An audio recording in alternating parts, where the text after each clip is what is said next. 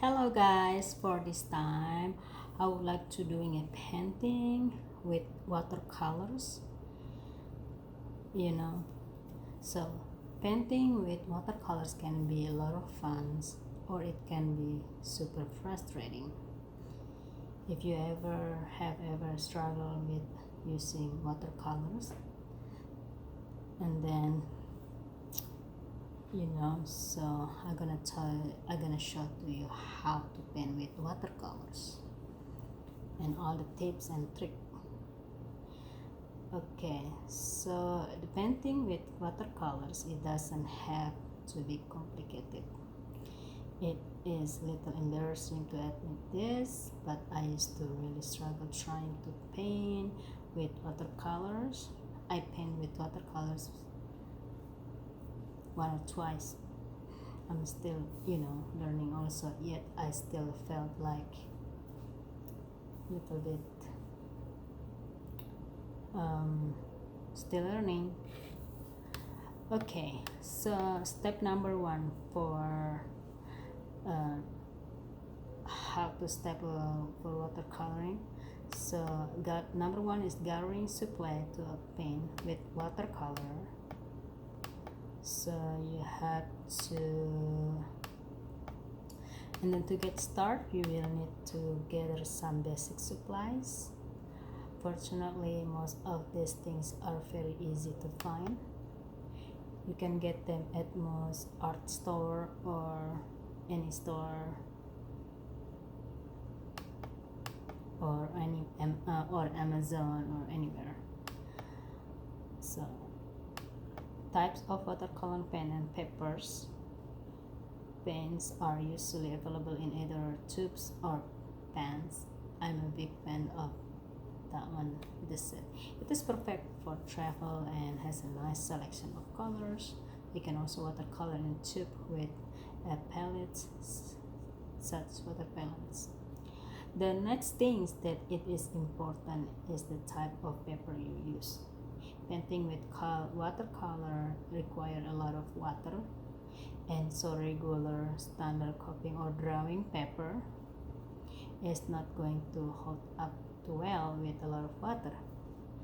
But I recommend using paper specially meant for watercolor because it is a lot of more absorbent. This paper is usually weight of 140 or 300 gram or higher. Watercolor paper comes in two varieties: cold pressed, which has a nice texture to it, and hot pressed, which is a little bit smoother. So for this time I'm gonna use my papers. I created this one for I'm gonna say happy birthday to my mom. This is paper for planting, and I do have a prepare for the paint also. Do have for this one, put in that one, brushes, and little this one. And the most important thing you need now to separate jar of watercolor paint tips. I'm not sure why it took me sometime years to learn this, but it wasn't until I was at creative play date with some of my art friends that I learned to do this. And I noticed one of my friends who is a professional watercolor artist was using 2 jars instead of just one. So yes, if you want to instantly be more pro in your watercoloring, use 2 jars of water, but I'm gonna use one only. It's okay because very simple. I'm gonna make it this way. You have 1 jar especially for rinsing your brushes, and then a jar especially for clean water that can be used for painting and mixing up color. So generously and so simple. This way you are not constantly changing your water, and your color will be a lot of more crispy and clear. Unless if you're working with lighter shades of yellow, orange, and green. Watercolor supply, you will need good quality watercolor brushes, towels, washi tape or painter masking tape. Step number 2, learn the basic of watercolor painting technique. There are a couple of different techniques that make painting with watercolor easier. Learning the basic of just how to paint work on a paper and how to use the brushes can make all the difference. How to watercolor works. Watercolor generally are translucent, which means you can see through them. The more water you use, the more translucent they will be. If you do not use hardly any water, your paints will be more opaque. Most high quality watercolor will have a richer pigment to them, so you can really use a lot of water in mixing them. It is also helpful to know that watercolor typically dry a lot lighter than the first paper while wet. Tips for mixing the paints with water. The easiest way to mix paints is by using either a plate or even the lid of the pan of watercolor itself. You just need to add a bit of water to the paints or bit you have squeezed out and mix a little with the brush. If water is pulling it all on the paper, you generally have too much water, unless of course that is part of desired effect you are going for. When water is pulling, you will have the less control of where the paint may flow. It will take a little practice, but you will soon be able to tell when the brush has too much or too little paint on it. If there is too much, simply blot it a little on a towel first before applying it to paper. When mixing color, it's a good idea to practice with some stretch paper first, just to good idea how to color vivid. Step number 3, practice this 5 main watercolor technique. Number 1, wet on wet. Number 2, wet on dry. Number 3, layering and blending. Number 4, lines and mark making. Number 5, paint lifting. There is basic 2 ways to paint with watercolor: wet on wet and wet on dry. Both have different use, and yes, you can even use them both together. In addition to these 2 basic methods of applying paint on the paper, there are a couple of other techniques that can be used for great result. We are going to cover this 5 main basic watercolor technique for beginners in this post only: wet on wet, wet on dry, layering and blending with watercolor, mark making, paint lifting. Okay, so now I'm gonna do practice right now for my paperwork.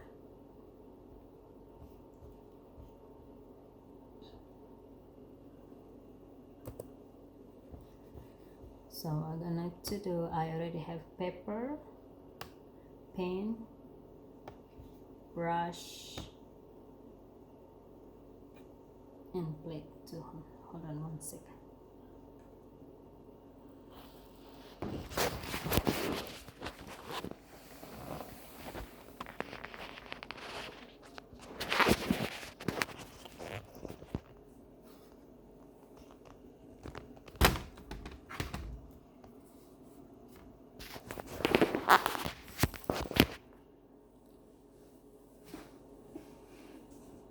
This is my paperwork, so I just put right here to do this. We blend this one.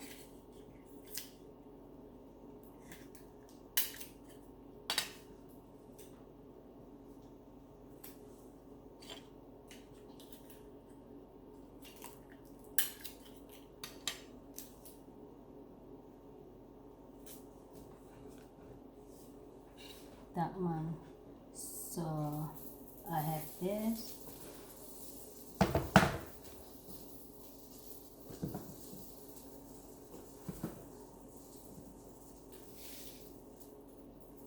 I have my this.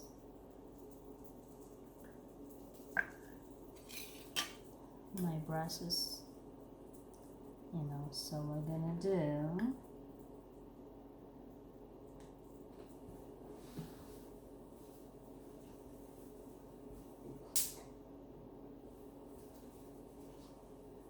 I'm gonna make a love and flower and put mom on it. You go.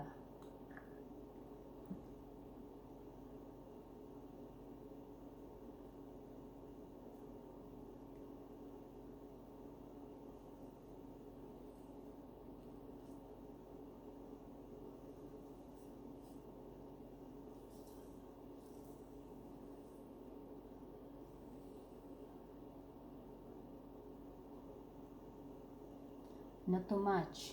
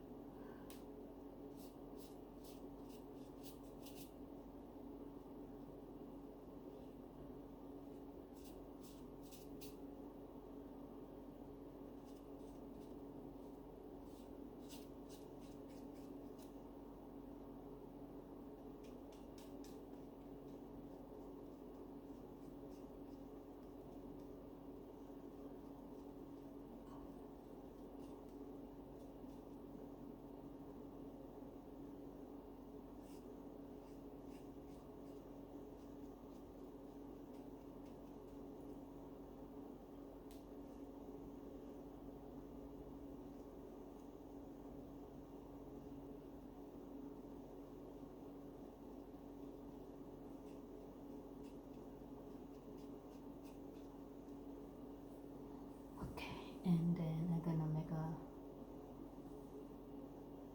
put little flower in here.